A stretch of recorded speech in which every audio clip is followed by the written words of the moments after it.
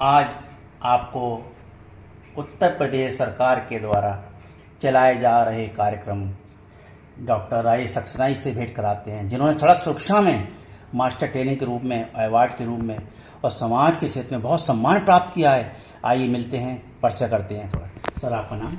मैं doctor Rajesh Kumar Saxena, principal government high school Kartauli. मुझे road safety में जनपदीय मास्टर ट्रेनर के रूप में राज्य स्तर पर सन 2003 को सम्मानित किया गया है। जी, जैसे बरेली में रोड ट्रेनिंग की, ऐसे आपने ट्रेनिंग ली, ठीक है जी। तो आपकी शुरुआत में आपने कहाँ से ट्रेनिंग ली, कहाँ पे इसका स्टार्टिंग हुई थी, उसके बाद वहाँ से ट्रेनिंग लेने के बाद आपने बरेली में क्या कार्यक्रम किया? जी, सन 2020 और 21 में मैंने ट्रेनिंग लखनऊ से लिया था, इसके जनपद के रोड सेफ्टी मास्टर ट्रेनर के रूप में। इसके बाद मैंने जीआईसी बरेली में समस्त पूरे बरेली के समस्त माध्यमिक विद्यालयों के एक एक टीचर, जिसको कि नोडल मास्टर ट्रेनर बनाया गया था विद्यालय का, उन सबको मैंने जीआईसी में ट्रेनिंग दिया। इसके बाद जो भी पूरे वर्ष भर रोड सेफ्टी से संबंधित कार्यक्रम शासन विभाग के द्वारा किए जाते हैं, उसमें भी विभिन्न लोगों को अवेयरनेस करना कि किस प्रकार से हम जो हमारी कीमती जान है कैसे सुरक्षित रख सकते हैं। जी, जैसे आप बच्चों को ट्रेनिंग देना शुरू करते हैं, तो कौन से क्लास से आप बच्चों को ट्रेनिंग देना शुरू करते हैं और कहाँ तक के बच्चे आपके अंडर में आ रहे हैं? हमारे यहाँ क्लास 9 से 12 तक मेन रूप से रहता है। मेन मकसद जनरली होता क्या है कि बच्चों को कम से कम ये चीज़ पता हो कि जब हम सड़क पर चल रहे हैं तो सड़कों के विषय में किनारे जो रोड सेफ्टी के नियम हैं, हमें कैसे चलना चाहिए, उनके चिन्ह क्या होते हैं, वाई तरफ चलना चाहिए।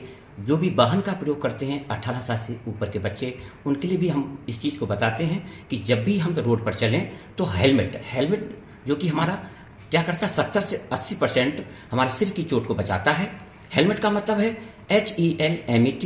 H का मतलब हेड, E का मतलब होता है आइस, L का मतलब लिप्स, M का मतलब माउथ, E का मतलब ईयर और T का मतलब टीथ। इन सब की जो सुरक्षा करता है उसे हेलमेट कहते हैं। इसलिए जो भी टू व्हीलर्स जो चलाते हैं उन्हें अच्छी क्वालिटी का हेलमेट प्रयोग करना चाहिए, जिससे कि हम अपना जीवन को, अनमोल जीवन को सुरक्षित रख सकें। अच्छा, जैसे कि आप देखते हैं, हम जैसे RT वगैरह में जाते हैं तो वहाँ तो चिन्ह वगैरह हमें देखने को मिल जाते हैं, ये सिंबल्स होते हैं। अब लेकिन बच्चा 9 तक पहुँच गया जी, तो क्या ऐसी कमी रही कि बच्चा उन चिन्हों को पहचान नहीं पाता है? आप और हम भी इस एज में आके बहुत से कंफ्यूज हो जाते हैं कि आप तो चलो पहचान लेते होंगे, मैं तो दिक्कत हो जाती है, इसका क्या मीनिंग है? तो क्या दिक्कत है इससे? जनरली ऐसा होता है कि हम लोगों को इसकी जानकारी विशेष शुरू में नहीं दी जाती है। हालांकि अगर हम रोड पर चलते हैं तो सड़क के किनारे मुख्य रूप से 3 प्रकार के चिन्ह होते हैं। पहला चिन्ह जो होता है वो वृत्ताकार सर्किल में होता है, ये आदेशात्मक होता है। अगर आपने इन चिन्हों का प्रयोग नहीं किया, इनका पालन नहीं किया तो जुर्माना और दंड और आपके साथ हो सकता है। ये आदेशात्मक चिन्ह है सर्किल में, इसका मतलब है आपको मानना पड़ेगा। दूसरे प्रकार के जो चिन्ह होते हैं वो त्रिभुजाकार होते हैं, वो आपको सचेत करते हैं, केवल सचेत करते हैं, वार्निंग देते हैं कि बाईं तरफ मोड़ना है, दाईं तरफ मोड़ना है, आगे स्पीड ब्रेकर है वगैरह वगैरह। और नेक्स्ट जो तीसरा होता है वो आयताकार का सिंबल होता है। इसका मतलब होता है कि हम सिर्फ सूचनात्मक के रूप में वो रहता है। ये चीजें आप देख सकते हैं, ये जो सूचनात्मक चिन्ह होते हैं कि आगे स्कूल है, पेट्रोल पंप है आदि, हॉस्पिटल वगैरह है, तो जो सूचनात्मक होते हैं। और चौथा जो ट्रकों पर या ऐसे मालवाहक वाहनों पर होता है वो पतंग के आकार के, काइट के आकार के चिन्ह बने होते हैं। ये डेंजरस लेवल होते हैं, जैसे कहीं खतरनाक गाड़ियों पर लगाए, खतरनाक गाड़ियों पर, जैसे कोई गैस उसमें खतरनाक कोई गैस है, पेट्रोलियम पदार्थ है, विस्फोटक पदार्थ है, तो ऐसे जो ट्रक होते हैं उनके पीछे इस पतंग के आकार के सूचना चिन्ह लगे हुए होते हैं। जी, जैसे कि सरकार भी जो है समय समय पर जुर्माना इस तरह की चीज़ें लाती है, लेकिन फिर भी आदमी सुधर नहीं रहा है, क्योंकि चीज़ों में उन्हीं चीज़ों में इन्वॉल्व रहता है, या वो समझता है कि पावर उसके पास ज़्यादा है, किसी तरीके से छूट जाऊंगा।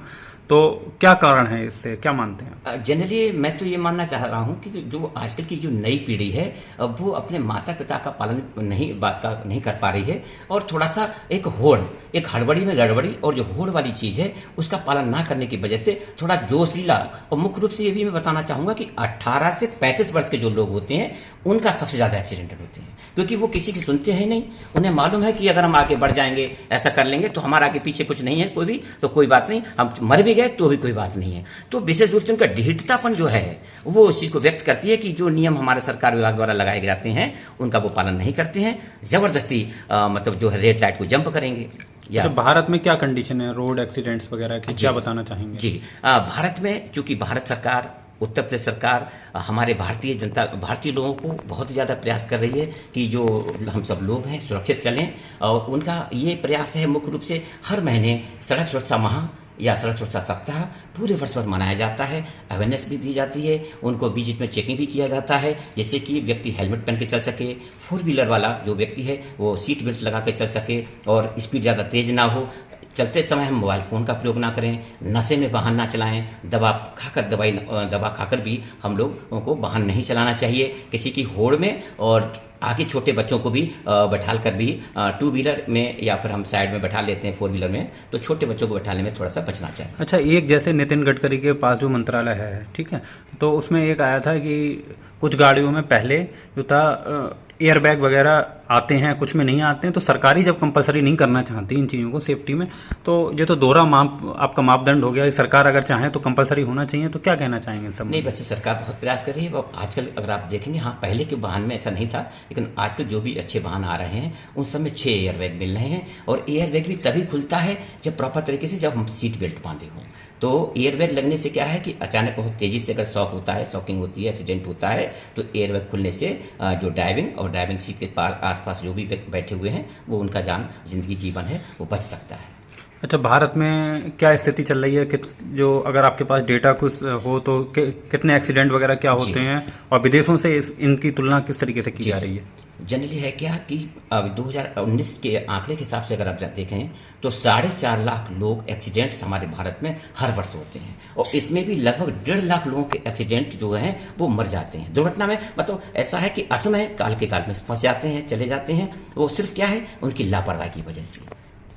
और विदेशों से मतलब हमारा डेटा कितना खराब है? विदेशों में जापान, सबसे पहले जापान, देखिए जापान की टेक्नोलॉजी, जापान की स्पीड हमारे वाहनों से ज़्यादा है, उनके एक्सीडेंट हमसे ज़्यादा हैं, लेकिन मरने वालों की संख्या वहाँ भारत से बहुत कम है। क्यों? क्योंकि वहाँ बचपन से ही जो फर्स्ट एड है बच्चों में ही, छोटे बच्चों को ही प्रॉपर तरीके से फर्स्ट एड कैसे प्राथमिक चिकित्सा दी जाए वो सब हमको सिखाया जाता है। जैसे CPR है, लाइफ सपोर्टिंग स्कीम है, इमरजेंसी अगर किसी को प्रॉब्लम आ जाती है तो इमरजेंसी नंबर हम कैसे बच्चों को बताएं। जैसे भारत में ही अगर हम चाहें तो सभी बच्चों को, चाहे बच्चा छोटा हो चाहे बड़ा हो, 102 नंबर, 108 नंबर, 112 नंबर, 1900 नंबर या 1990 या 100 नंबर पुलिस वाला, कहीं पर भी कोई परेशानी किसी बच्चे को लगती है, कहीं एक्सीडेंट हो रहा है, कोई भूकंप आ गया हो, कहीं इलेक्ट्रिक शॉक लग गया हो, कैसी भी कहीं कोई दुर्घटनाग्रस्त हो गया हो, तो हर बच्चे को इस प्रकार से क्लियर होना चाहिए कि 102, 108, 112 और 1990 ये नंबर हर बच्चे को पता हो, और जिससे जागरूकता फैले और हमारे शरीर जो समाज में होने वाले एक्सीडेंट से उनको बचा जा सके। जैसे आजकल माँ बाप जो है अपने बच्चों को, छोटे बच्चे को स्कूटी दे देते हैं, अब स्कूटी के नाम पे स्कूटी आ गई है, तो इसके संबंध में क्या आप कहना चाहेंगे? देखिए, स्कूटी हो चाहे साइकिल हो या बाइक हो, माँ बाप सिर्फ अपने दिखाने के लिए, अपना कारण ऊंचा करने के लिए 18 साल से कम के बच्चे को दे देते हैं। वो बच्चा तो वो तो मौत की जाल में जाएगा ही, साथ ही साथ अन्य लोगों को भी मौत की घाट उतरवा देगा। तो इसलिए मेरा सभी अभिभावकों से, जो भी हमारे भारत देश के नागरिक हैं, उन सभी से हम अनुरोध है कि 18 साल से कम के बच्चे को रोड पर तभी वो जाने दें। 18 साल से जब तक उम्र ना हो जाए, 2 व्हीलर हो या 4 व्हीलर हो या कोई भी इस टाइप का जो व्हीलर जो चला रहा है बच्चा, तो 18 साल का पूरा कंप्लीट हो, साथ ही साथ उसका जो RC कागज और DL वगैरह प्रॉपर तरीके से उसका होना चाहिए।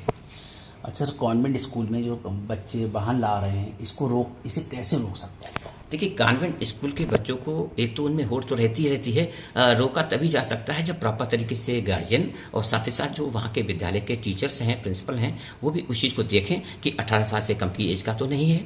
अगर 18 साल से कम की एज का है तो उनके माता पिता को विद्यालय में बुलाएं और उनको अलर्ट करें इस चीज़ को, और क्लियर करें और कंप्लेंट करें उनके साथ कि 18 साल से कम के बच्चों को ऐसे ना भेजें। और अगर 18 साल से ऊपर की उम्र है तो ये भी देखें कि उसकी स्पीड ज़्यादा ना हो, शराब पीकर तो नहीं चला रहा है या अनियंत्रित गति या होड़ में चला रहा हो, तो उनको भी थोड़ा सा हमें रोक लगाना चाहिए, जिससे कि खुद भी बच सके और हमारी पूरी जनता, हमारे समाज को भी अपने जीवन के प्रति सुरक्षित कर सके।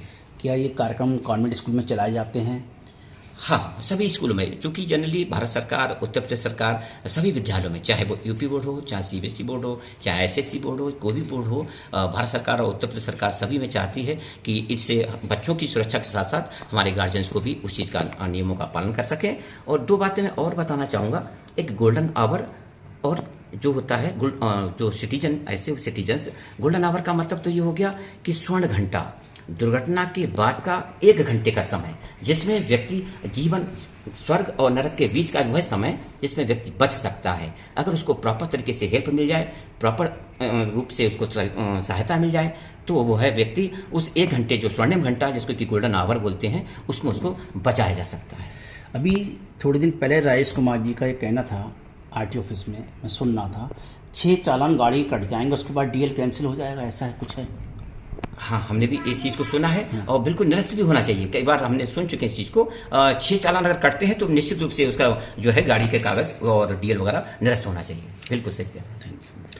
अब बड़े क्या कहना चाहेंगे सर आप जाते जाते, मतलब बच्चों के और उनके जो अभिभावक हैं उनके लिए क्या मैसेज रहेगा as a principal, as a teacher, as a guide, as a mentor? जी, मैं सभी अभिभावक हूँ, प्रिंसिपल हूँ, टीचर्स हूँ, स्टूडेंट्स हूँ, मैं सभी से विशेष अनुरोध ये करना चाहूँगा कि ज़िंदगी अनमोल है और ये दोबारा वापस नहीं आएगी। तो इसलिए रोड पर चलते समय हमेशा जो यातायात के नियम हैं उनका पालन करें, बहुत तेज स्पीड पर ना चलाएं, वाहन चलाते समय हम मोबाइल फ़ोन का प्रयोग ना करें, नशे में ना चलें, और अगर 4 व्हीलर में चल रहे हैं तो निश्चित रूप से हम सीट बेल्ट का प्रयोग करें और जो भी नियम हैं यातायात के उनको प्रॉपर तरीके से हम उनका पालन करें।